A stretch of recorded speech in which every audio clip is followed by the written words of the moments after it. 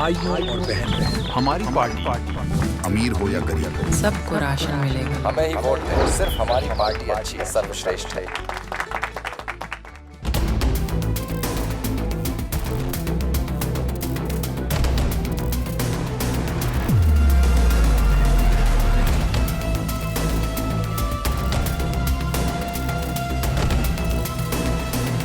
मोहम्मद आजम खान वो आजकल जेल में है, उनके परिवार के बाकी लोग भी जेल में हैं।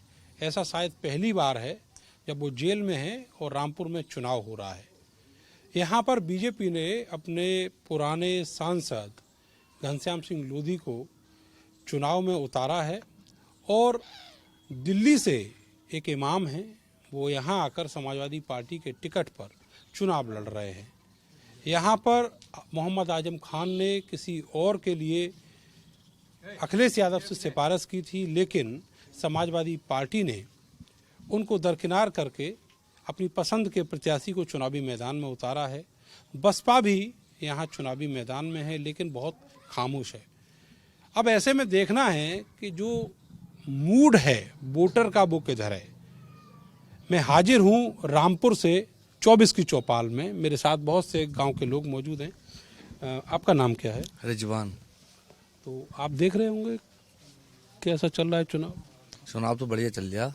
आजम खां के लोग थे, उनमें से तो कोई कैंडिडेट नहीं बनाया। कैंडिडेट तो नहीं बनाया आजम खां की तरफ से, मगर एक इमाम आए हैं दिल्ली से, वो कैंडिडेट हैं हमारे। अब वो सपा के कैंडिडेट हैं, सबके कैंडिडेट हैं, तो अब तो क्या कहना भाई, समाजवादी को दिया जाएगा वोट।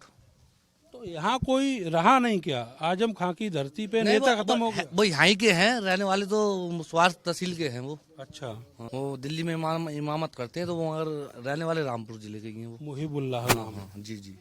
आपका क्या नाम है? महेंद्रपाल। आप बताओ कुछ। क्या बताएं? बताएं क्या? मेरी बात सुनो, अगर वो दिल्ली से लाए हैं और यहाँ वाले को लड़ाया जाता तो क्या होता? यहाँ वाले भी तो इलेक्शन लड़े। यहाँ वाले को कहाँ जीतने दिया आपने? क्यों? इससे पहले तो सरकार इनकी ना थी, इनके ही तो थे एमपी। अब की बात में घनश्याम सिंह लोधी बन गए थे। तो वही तो कह रहे हैं, यहाँ के वाले को जीतने नहीं दिया तो दिल्ली से लेके आए। दिल्ली से लेकर आए तो दिल्ली वाले भी बनेंगे इस बार में। और आप सपोर्ट करोगे दिल्ली वालों को? दिल्ली वाले हम तो बीजेपी को सपोर्ट करेंगे। तो आप बीजेपी के हो? जी, बीजेपी को समर्थन करने वाले हो? जी, हम तो बीजेपी को लड़ाएंगे। ये क्या चक्कर क्या है? आजम खां का माहौल ठीक नहीं है। माहौल ठीक क्या है? क्या पूरा तो उन्होंने शहर तो उन्होंने कब्जा कर रखा पूरे शहर पे।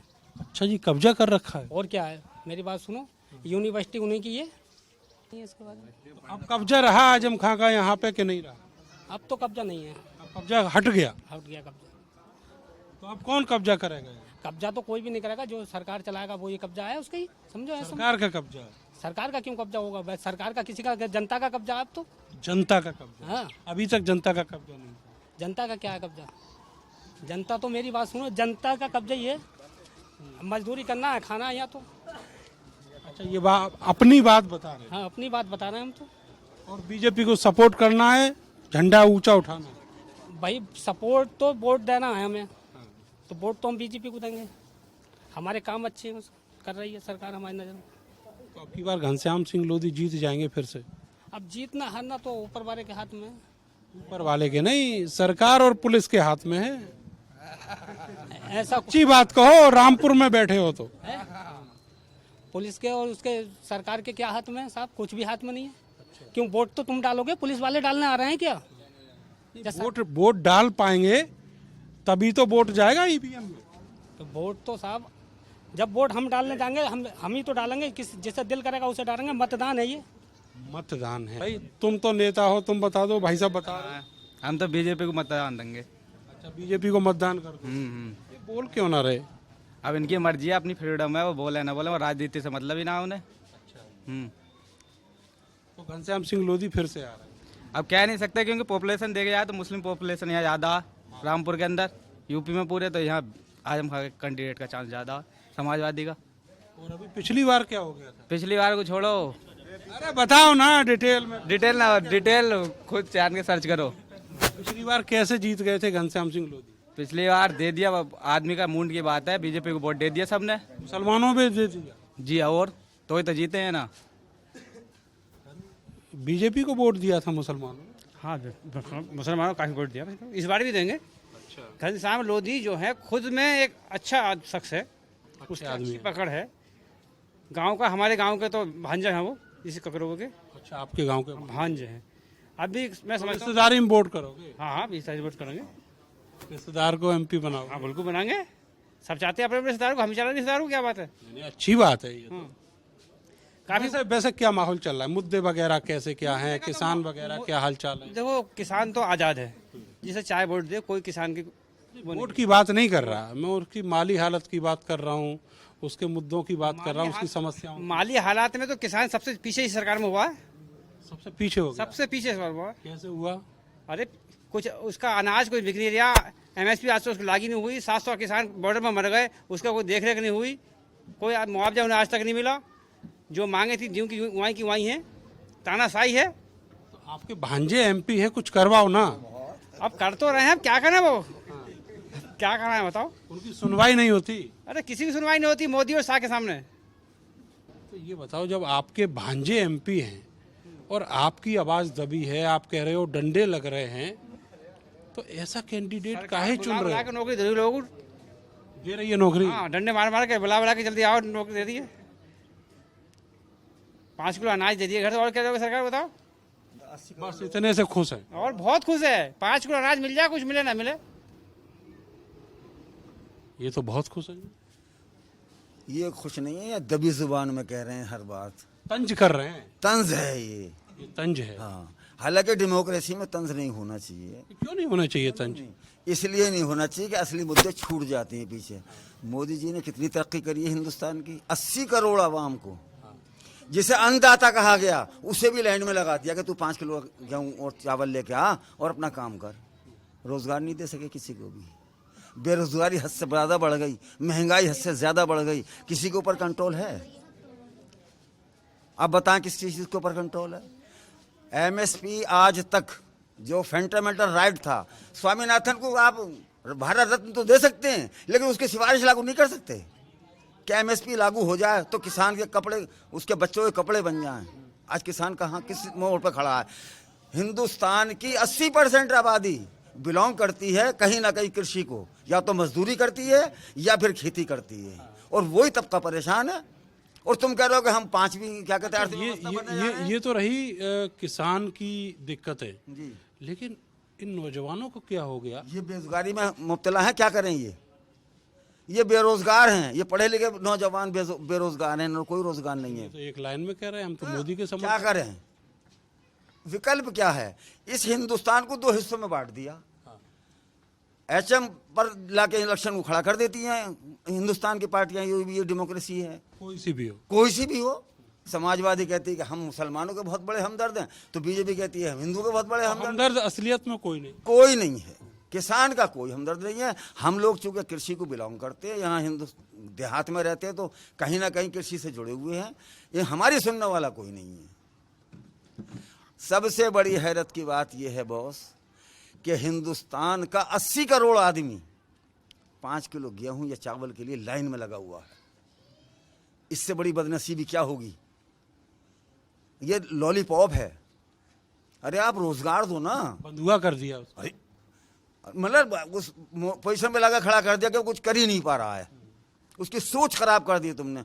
वो बिल्कुल संकुचित मतलब एक दायरे में बंध गया। वो ना अपने लिए रोजगार मांग रहा है, ना महंगाई की बात कर रहा है, ना सड़क पर जा रहा है अपनी बात कहने के लिए। तो अब क्या विकल्प आपको दिखाई देता है?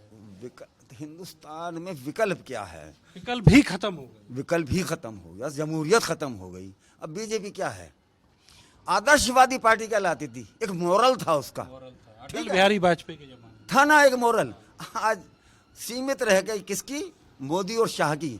अब बीजेपी खत्म हो गई और उसमें बाकी सारी पार्टियों के जो भ्रष्टाचारी थे सब घुस गए। मैं बता रहा हूँ आपको। नहीं, जो बाहर है वो तो क्या कहते हैं, करप्ट है, और जो इनके यहाँ आ गया वो दूध का धुला हुआ है। वो तो आते वॉशिंग मशीन में ऐसा साबुन लगाया है इन्होंने कि उसे क्लीन चिट। अशोक चौहान जब कांग्रेस में था तो बहुत भ्रष्ट था, जब इनके आ गया तो राज्यसभा बना दिया। हेमंत विश्व शर्मा जो आसाम का मुख्यमंत्री है। जब कांग्रेस में था तो बहुत बड़ा भ्रष्ट था, जब कांग्रेस छोड़ गया है तो उन्होंने आसाम का मुख्यमंत्री बना। बहुत लंबी लिस्ट है। बहुत लंबी लिस्ट है। वही हम कह रहे हैं कि जो इनके यहाँ गया वो वॉशिंग मशीन में धुल गया, और जो बाहर रह गया वो जेल जाएगा, जैसे अभी केजरीवाल गया हुआ अंदर।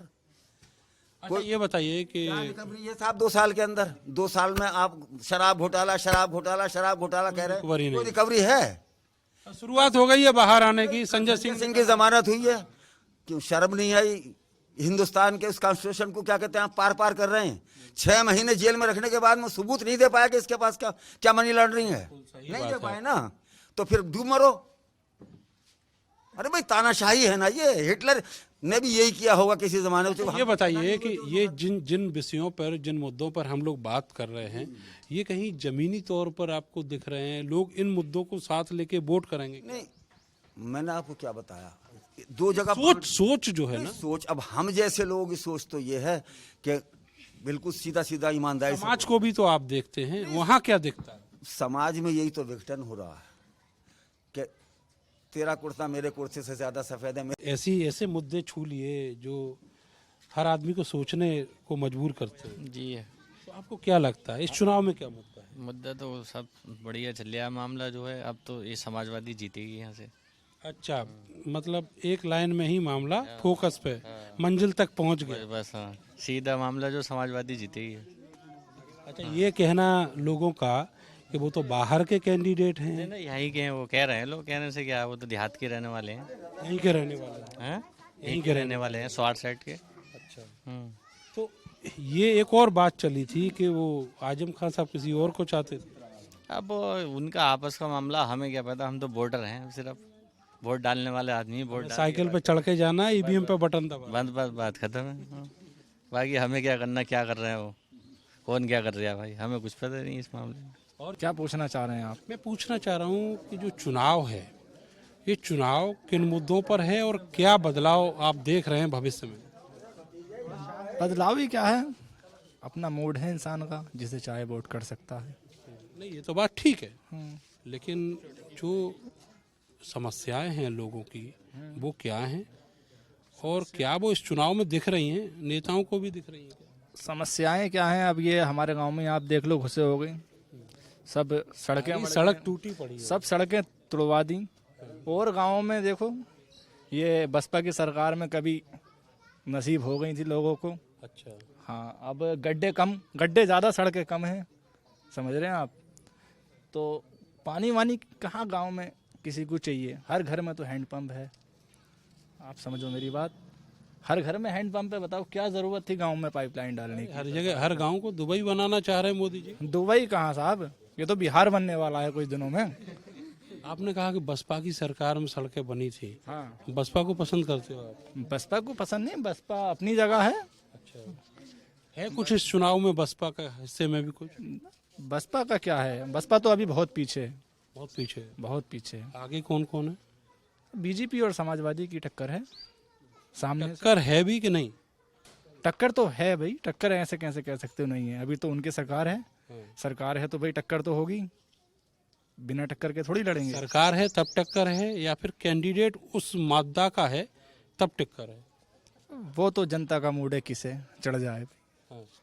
बाकी तो सरकार बनना ना बनना, और आदमी करेगा क्या बताओ वोट डाल के? हाँ। जब वोट डाल रहे हो तुम किसे और जा रहा है किसे?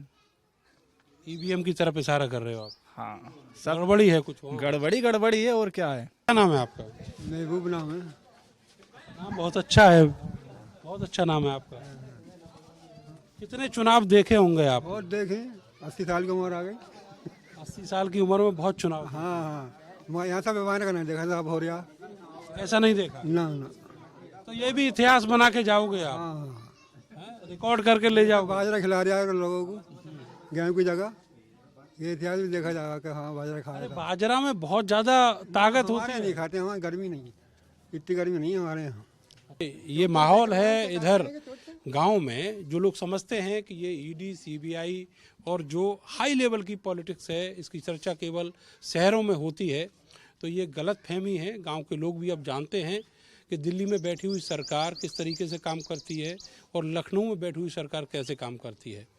और आप देख लीजिए 80 साल के बुजुर्ग हैं, उन्होंने बहुत ज़माने में इलेक्शन भी देखे हैं और ये भी जानते हैं कि अब माहौल क्या है। लेकिन इलेक्शन का माहौल ये है जो मैंने आपको दिखाया। मिलेंगे अगले लोकसभा क्षेत्र पे, तब तक के लिए मुझे और मेरे कैमरा सहयोगी सानू को दीजिए इजाज़त। नमस्कार। भाइयों और बहन, हमारी पार्टी अमीर हो या गरीब सबको राशन मिलेगा। हमें ही वोट दें, सिर्फ हमारी पार्टी अच्छी सर्वश्रेष्ठ है।